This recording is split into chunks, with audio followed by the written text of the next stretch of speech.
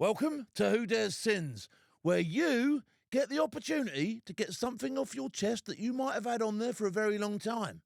It might be bugging you that you haven't told the truth. You might have stitched someone up. You might have done something you're not proud of. Well, let me know, and I'll let everybody else know. If you want to remain anonymous, that's up to you. Or maybe you want everybody to know exactly who it was who sinned. So let's get on with it. I've got a confession from Sergeant Fruitcake, our very own Fruitcake. Took a bit of getting it out of him, I'm going to tell you. I had to sort of like put the thumb screws on, but eventually he saw he needs to do it. You got to do it. You can't carry these things to the grave with you. So today's story, number one, is the Fruitcake. He was a young man, and he was at the Princess Marina College, hoping to become a member of the Royal Electrical and Mechanical Engineers, or the REME. All the aspirations, the world at his feet. The Fruitcake was in depot, and he liked depot, and he was doing all right. He was doing okay. Anyway, he was a bit of a block rat, and summer leave was coming, and he had nowhere to go, so he found himself on the rear party.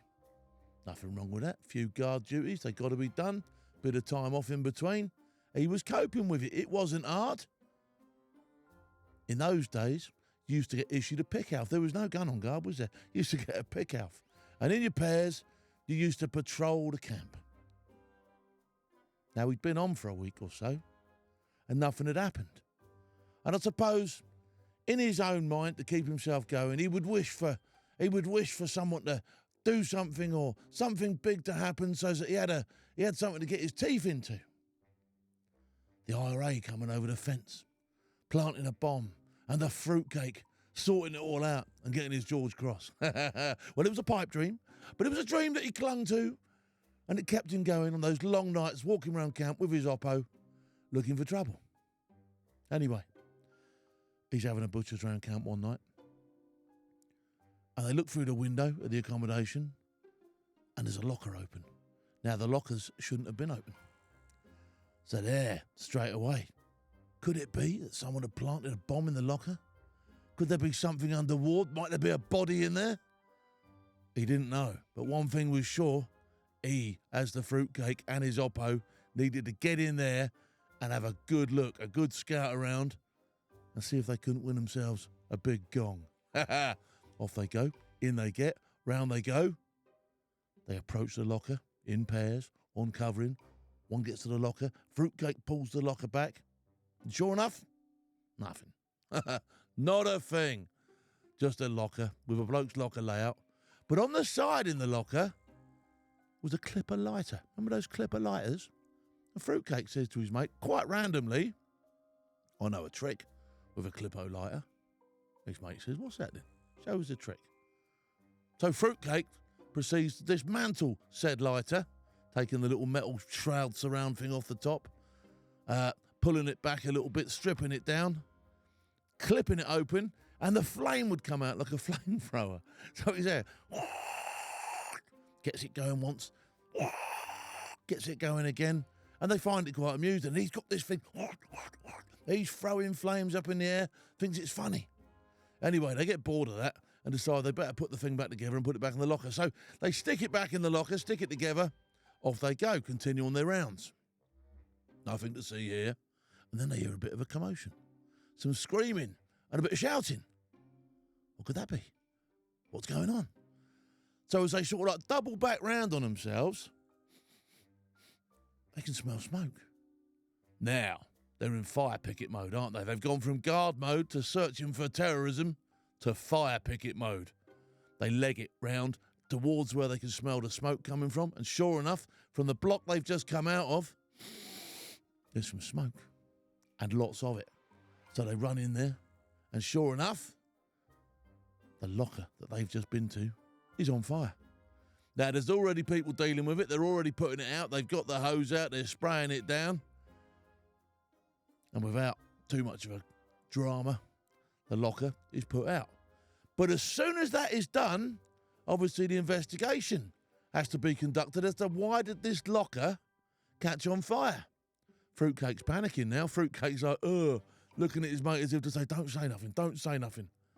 So neither of them say nothing, but they sort of like both kick their heels around and try and scratch their heads a little bit and say, was it this, was it that, was it the other? So they come to the conclusion between them, the BSM, and all the other riffraff that have turned up, the provost sergeant, the guard commander, you name it, they're all there. It must have been a really hot day, and the locker's heated up, and that in turn has heated the lighter up, and the lighter's exploded in the locker, and that is what's caused the fire. So Fruitcake, when someone comes up with his theory, he's obviously kicking it down the road, isn't it? He's going, yeah, that's the one. That. How could it be anything else? How could it possibly be anything else apart from a heated up lighter due to being a really hot day? So they roll with that story. Everybody goes back, clean the place up, and off they go. But the lad whose locker it is shouldn't have had a lighter in it. He's in the sticky stuff. He's in the brown and sticky stuff, isn't he? He's in trouble now. So he has to go on orders to explain why he had a lighter in his locker that eventually caught fire and why all the damage caused is down to his negligence of putting a lighter in his locker. The Fruitcake and his moppo keep their gobs shut.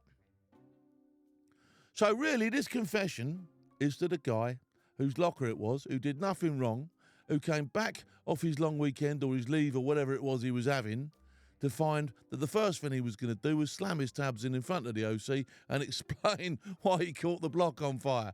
Right. I am going to tell you. Fruitcake had to take a pause to tell me this story. He had to sit down. He was upset. In fact, he was so perturbed, he was almost in tears. He was welling up. He is genuinely upset by his hideous, honking actions. And he is a wrong'un. He is a wrong'un, isn't he? And his mate, you're a wrong'un too. You should have fessed up. In fact, you should never have been playing around with a bloke's kit in the first place. So you're a pair of wrong'uns, all right? However, I do know that everybody deserves another chance, all right? And as wrong as they were, they are genuinely, the pair of them both, very, very sorry. Now, I don't have the nipper's name, whose locker it was. But if you're watching this, please accept from the Fruitcake and his oppo their heartfelt apologies, all right? And I'll give him a clip round the ear just to make sure it's embedded properly, okay? That was Who Dares Sins. My second story today involves the Fruitcake again. So he's a double wrong'un. He's a proper wrong'un. Anyway, look, the thumb screws went on a little bit tighter because I wasn't content with one story. I thought you are the kind of geezer who doesn't just get one thing wrong in his life. There's a few in there. So I thought I'll tip him upside down a bit harder and I'll shake a bit more out. And sure enough, it came tumbling out. So whilst he was still in training, he overlapped into the winter. They do a fair old stint in basic training to the REME. There's a lot to pack in. But they've also got to do some soldiering as well. So they had an exercise in the January and it was proper cold. It was proper cold. You know what it can get like? It was proper cold. I think they were out on Salisbury Plain or something like that. It had gone past frosty. There'd been a little bit of snow. It was Harry Ices. It was. It wasn't Red Pigs anymore. It was Harry Ice Pigs. Proper ice pigs. And there he is, on exercise, digging shell scrapes. Now, you know what it's like on Salisbury Plain, don't you? You know, you're digging down. Every time you throw your shovel in, it hits something that requires you to get the pickaxe out and knock it to pieces before you can loosen up a rubble the size of your fist and get it out. So they're grafting. They're proper grafting, but it's cold. It's double cold. And Fruitcake's feeling it. Well, his mate, he's feeling it even more. Feeling it so bad, he's decided, I need to get out of here. I need to go home. I need to do something. I can't stay here. I'm getting too cold. I've had enough. So he relays this to the Fruitcake. And bearing in mind in those days, they probably only had their crisp packet waterproofs. Not even a Helly Hansen. Their Chinese fighting suits would have been on. Possibly a KF shirt. And so, Fruitcake decided, I'll see if I can help me mate get out of here because he really is suffering. But because there wasn't long before they passed out, his mate was like, I just need to get out of here for now. I don't want to not pass out. I don't want to spend any time in the field. I want to go in I just want to mend vehicles or whatever it was he was training to be within the Royal Electrical and Mechanical Engineers. He didn't want to be on the ground in a shell scrape, soldiering. He wanted to be on a tray under a car, doing car things. Anyway, regardless, Fruitcake thought he'd help him out, so that hopefully they could get him off the ground, but he would still pass out with the rest of them. Fruitcake has a think about, what can I do? What can we do? And then it's it, ding, light bulb moment for the Fruitcake. He comes up with a plan.